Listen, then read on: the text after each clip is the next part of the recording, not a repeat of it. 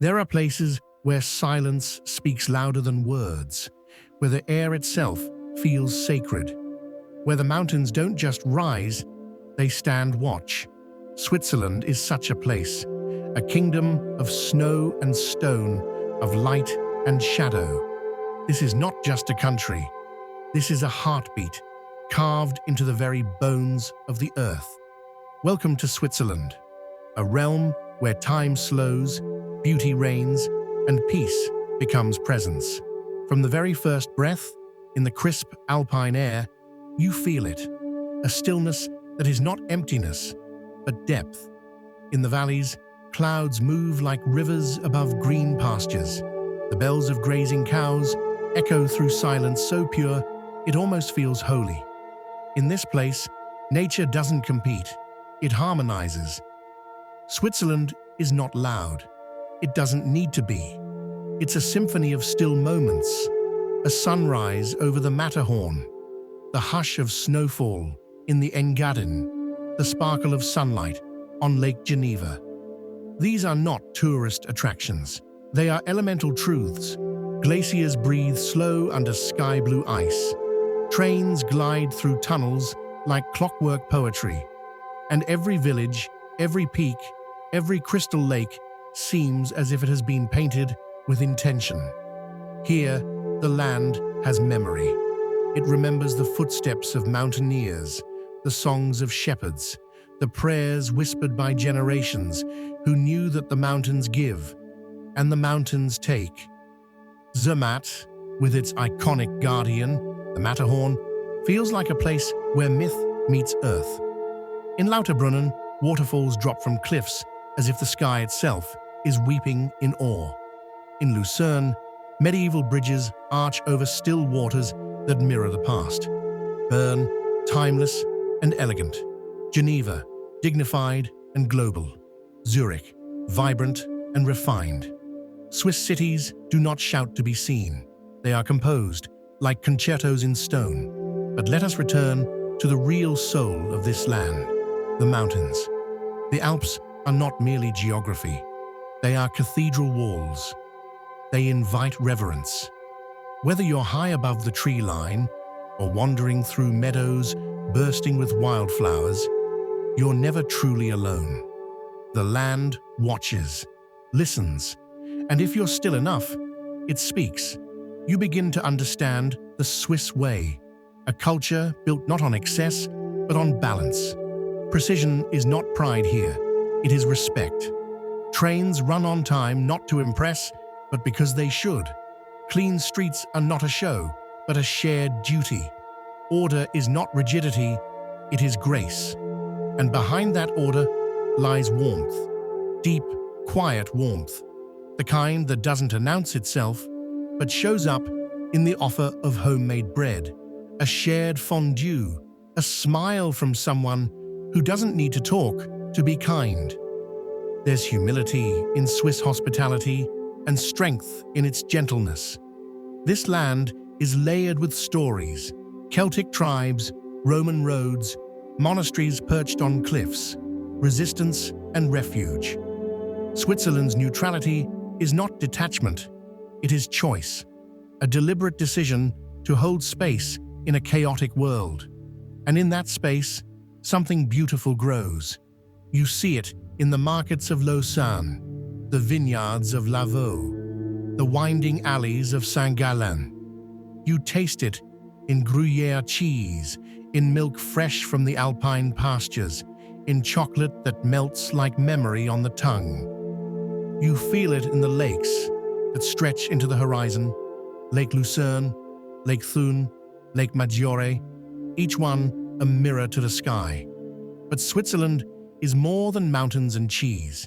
It is innovation rooted in tradition, watchmakers whose hands are steadier than time, architects who build in dialogue with nature, artists who paint with shadow and silence, musicians who let space speak between notes. In Basel, art flows through galleries and into the streets. In Davos, minds gather beneath the snow to shape the world. In Appenzell, time slows, cows wear flower crowns, and the world feels like it once was and could be again. This is a place where progress and preservation are not opposites, but partners. Hydroelectric dams rise beside Alpine chapels. Universities flourish in medieval towns. A startup might operate in a chalet. That's Switzerland, a land where the future lives beside the eternal. And always, the landscape leads. Hike through the Bernese Oberland, and you'll understand. There is no need to conquer anything here. The mountains are not trophies. They are teachers. They show us scale, patience, the beauty of being small beneath something vast. When fog curls over a mountain pass, when a marmot whistles across a valley, when snow begins to fall and the world softens, you remember something slow, something real. Switzerland asks nothing from you but presence, to walk slower, to listen longer, to notice. It is not a country of performance. It is a sanctuary of perception. And yet, for all its stillness, Switzerland is alive with energy. Skiers carve down impossible slopes. Paragliders soar from cliffs. Cyclists test their lungs on Alpine passes. Nature is not just observed, it's joined. This vitality pulses through every season. Spring with its explosions, and if you choose to stay a little longer, if you wander deeper into the heart of this land, you'll find more than just landscapes. You'll find silence that heals, nature that teaches, and moments that ask for nothing but your attention. The mountains will still be there. The lakes will still shimmer. But something inside you will have changed. And as you walk the trails, hear the wind in the trees, and taste the clarity in the air, you'll realize this isn't the end of the journey. It's the beginning of belonging. Switzerland doesn't let go. It stays with you, gently, endlessly, truly, not as a memory, but as a part of who you now are. Here, the world slows down, not because it must, but because it can. Because everything, the rhythm of footsteps on old cobblestone, the creak of a wooden balcony in the evening breeze, the way sunlight filters through pine, tells you this is enough. This moment, this breath, this quiet. No notifications, no deadlines, just you and the hum of something eternal. There's a kind of magic in walking through a village that still lives by the rhythm of the sun, where morning begins with the sound of the bell and not an alarm, where a bakery opens with warm bread and a familiar smile, where the mountains aren't just scenery, they are participants in the life of the people. Climb higher, and the world begins to vanish behind you. Civilization fades, replaced by the language of the earth: wind, water, snow, silence. Huts appear where you least expect them. In these places, hospitality is not a business, it's a birthright. A stranger is not a risk. A stranger is a guest. And when night falls in the mountains, something ancient stirs. You see stars not just as light, but as memory. The cold is sharper, cleaner. The silence isn't empty, it's alive. And in that quiet, you begin to remember all the things you forgot to feel. Switzerland doesn't overwhelm the senses, it awakens them. The distant ring of a bell through fog, the echo of footsteps through a mountain pass, the rush of meltwater from glacier to stream, the first crunch of snow under your boots. The air here doesn't just fill your lungs, it clears your mind. Walk along Lake Brienz in the early hours and you'll swear time has stopped. The water is still, like polished glass. A fisherman casts silently from a tiny boat. Mist drifts between the trees like smoke from an unseen fire. And for a moment, the world makes sense again. In this country, solitude is not loneliness. it is restoration. You're not escaping the world. You're returning to the part of you that the world has drowned in noise. Go to a village where no one speaks your language, and yet you're understood. Sit with elders who've seen the seasons cycle 1,000 times, and they'll tell you things without a single word.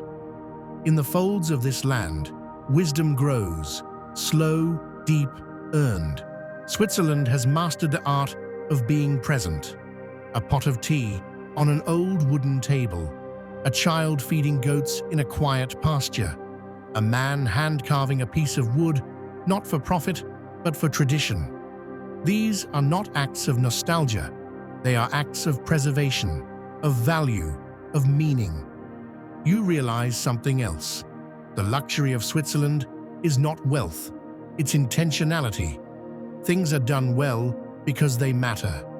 Trains arrive on time because time matters. Paths are maintained because journeys matter. People care because beauty deserves it. Even the wind seems respectful here. It moves through the trees like breath through lungs. It carries the scent of fir, earth, and distance.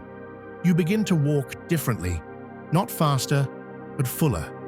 You stop more often, not to check a map, but to notice. And the more you notice, the more this country reveals itself. There is no single Switzerland. There are hundreds. The one you find in Ticino, with its Italian warmth and sunlit plazas. The one in Graubünden, where Romance is spoken and the land folds like poetry. The one in Vaud, where vineyards terrace into lakes and silence is golden. Each canton, each village, a chapter in a long and living book.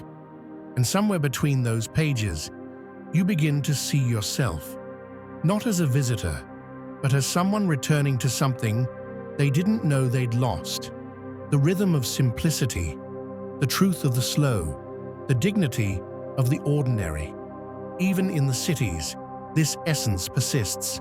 In a quiet cafe in Geneva, in the tidy beauty of a Zurich tram station, in the generosity of a stranger helping you find your way in Bern.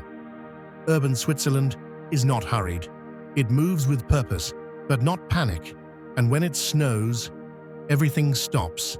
The land becomes storybook. Trees wear white coats, rooftops glisten. And suddenly, you are no longer watching winter. You are inside it, a part of it, a witness to its stillness, to its purity. At night, the lights come on in distant chalets like stars scattered across a mountainside. You watch from afar, heart full, soul still. You understand now, this country doesn't just